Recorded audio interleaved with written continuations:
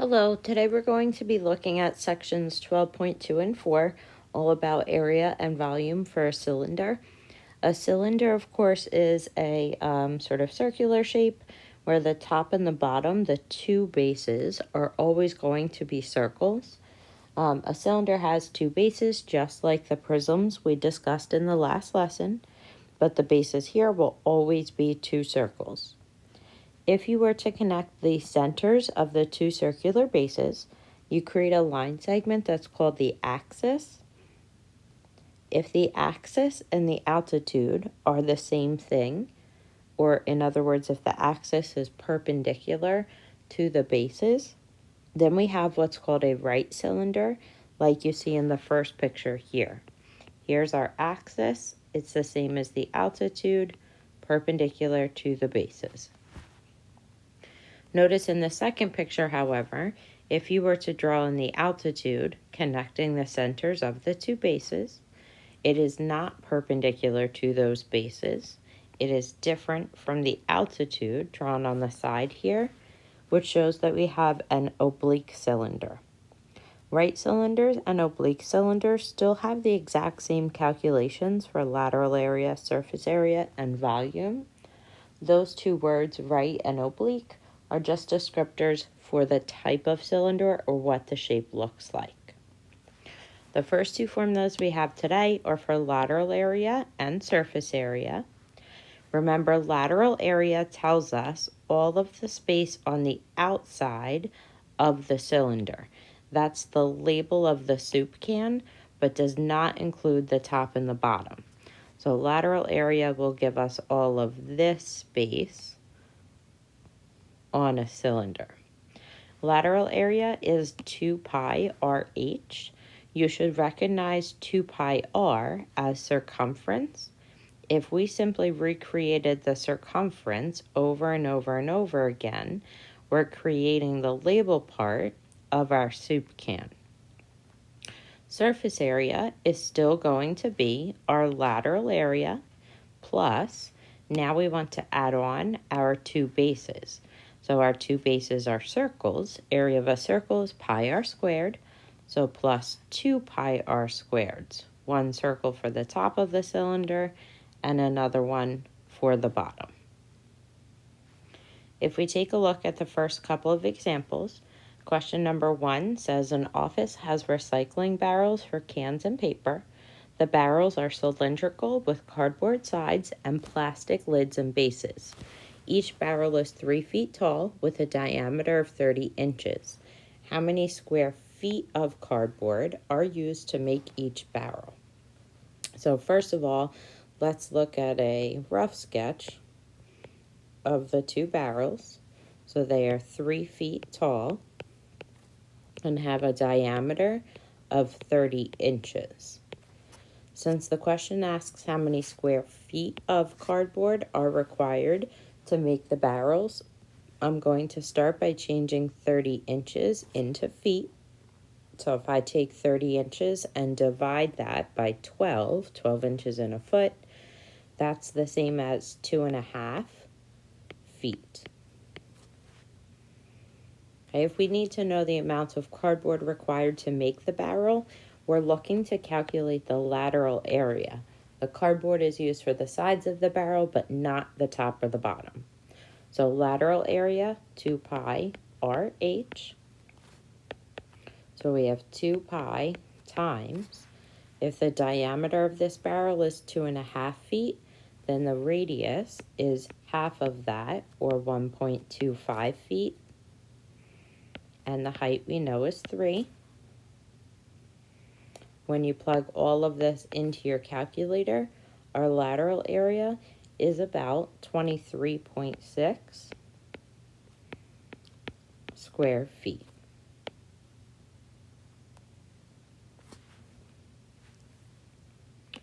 Okay, question number 2, find the surface area of the cylinder below. So the surface area of a cylinder is our lateral area, 2 pi RH, plus the area of the two bases, so 2 pi r squared. This one's pretty straightforward. It shows us the height of the cylinder, 11 meters. It shows the diameter of the cylinder, 22 meters. So that means that the radius, half of 22, is 11 meters. So we can simply plug into our formula, 2 pi times 11 times 11 plus 2 pi times 11 squared.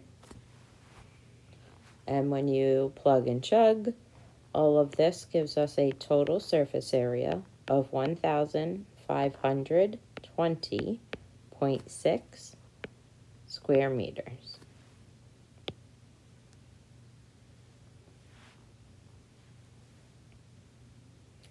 In question number 3, it says, find the radius of the base of a right cylinder if its surface area is 128 pi square centimeters and the height is 12 centimeters. So let's write out our formula for surface area.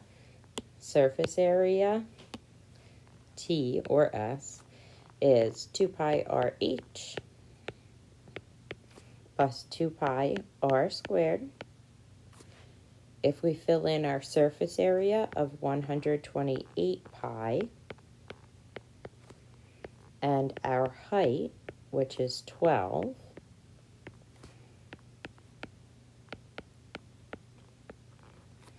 we can solve this equation for the radius. I would start by dividing the entire equation by 2 pi, just to make this as simplified as possible. So on the left side, this would just become 64.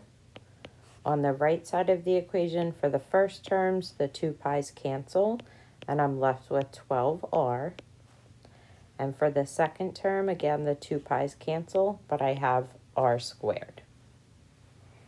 Now that I have a quadratic, I need to solve, so I'm going to move everything to one side, put it in descending order. Remember to keep the squared term positive. Then we can try to factor. So if I have r squared plus 12r minus 64, this should factor into r plus 16 and r minus 4. Set each factor equal to 0 and solve. So r is either negative 16 or positive 4. Of course, a radius can't have negative length, so our radius should end up being 4, and this is in centimeters. Okay, when you flip over to the back of the paper, we're now looking at the volume of a cylinder. So volume has actually the same formula as our prisms. Volume is capital B times H. That is the area of the base times the height. But since every cylinder has the same base, we can also think of this formula as pi r squared H, area of the circle times the height. So question number 4 is another straightforward one. Find the volume of the cylinder below. So volume is pi r squared H. So we have pi times, it shows us the diameter here. I know they're showing the diameter because they've drawn this pink line the entire way across. If they wanted it to be the radius, they would only draw the radius. So if the diameter of this picture is 5 inches, half of that makes the radius 2.5 inches times our height. And in this picture, the height has to be 12 inches. Remember, the height and the bases must always be perpendicular. The 13 is really just there to see if you know which one is the height. Once we plug this into our calculator, we should get a volume of about 235.6, and this is in cubic inches for volume.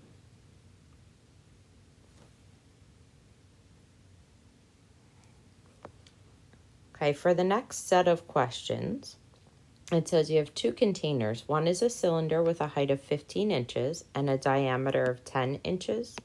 The other is a cube with sides of 12 inches. So first we're asked to sketch the two containers and find the volume of each one. So if I think about my cylindrical container first, it says it has a height of 15 inches and a diameter of 10 inches, or in other words, a radius of 5 inches. And then we're looking also at a cube, so all sides of a cube are the same. And this cube has sides that are 12 inches. To find the volume of the cylinder, we'll use our formula, pi r squared h. So we have pi times 5 squared times 15. That makes the volume of the cylindrical container about 1,178.1 cubic inches. The cube is a type of prism, so a cube can have the volume formula area of the base times the height, or you probably know the shortcut for a cube is to just square the length of each side. So here we can do 12 squared, not squared, I'm sorry, cubed to the third power. So if we do 12 cubed, we get a volume of 1,728 cubic inches.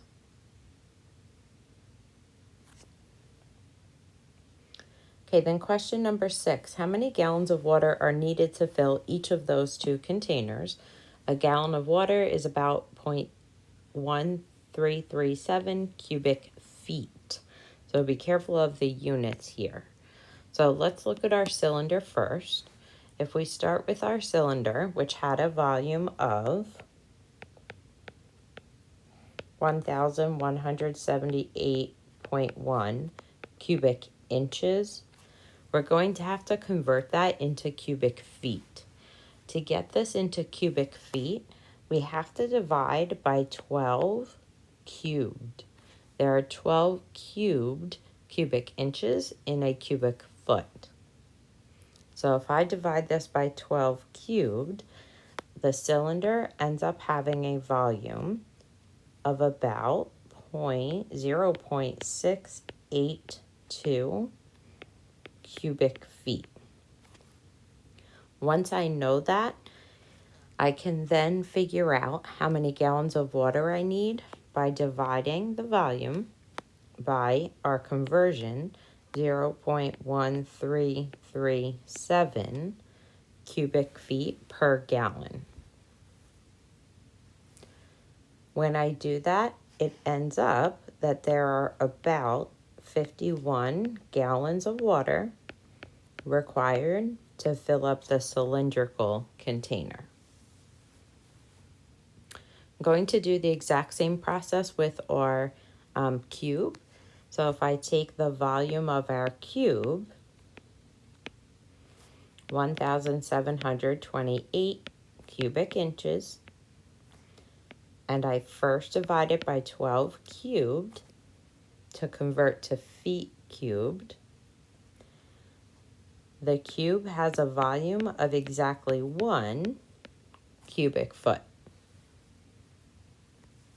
I then take its volume, divide by the number of cubic feet per gallon,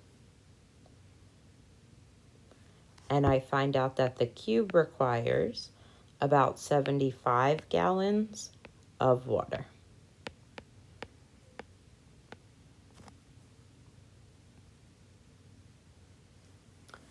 Okay, and one final question. When you take a look at number 7, it says find the volume of the container below.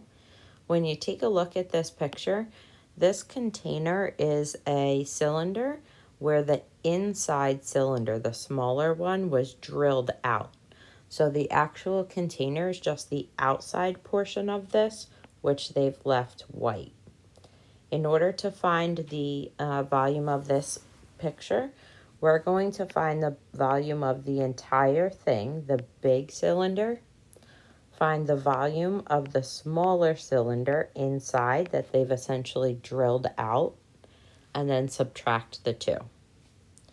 When we take a look at the bigger cylinder, its radius from the center all the way to the outside is 9 inches. So volume is pi r squared h. Big cylinder has a radius of 9 and a height of 5.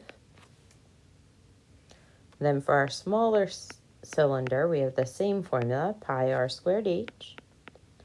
But the radius for the smaller cylinder is from the center just to here. So that's 7 inches, which gets squared. But the height is the same, still 5. 9 squared is 81, times 5 is 405 pi.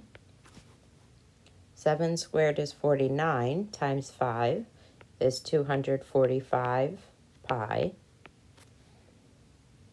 When I subtract them, I get 160 pi. And I can put that into my calculator to find that the volume is about 502.7 cubic inches.